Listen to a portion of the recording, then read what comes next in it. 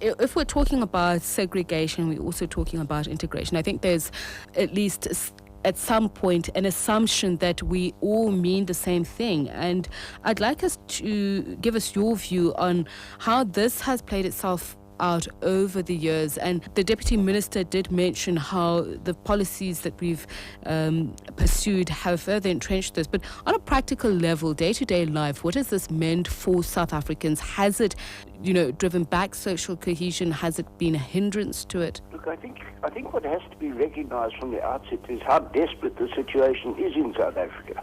People tend to think that Cape Town, Joburg are just like other cities in the world. They are fundamentally different. In 2008, the United Nations survey of world cities found that South African cities were the most inequitable and by implication the most inefficient in the world.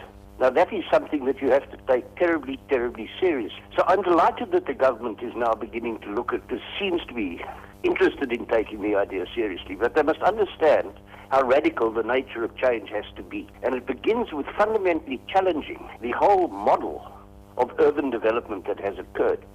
It begins with embracing the idea of urban as opposed to suburban. And we have to massively increase densities before anything can happen. We have to become a city-directed nation.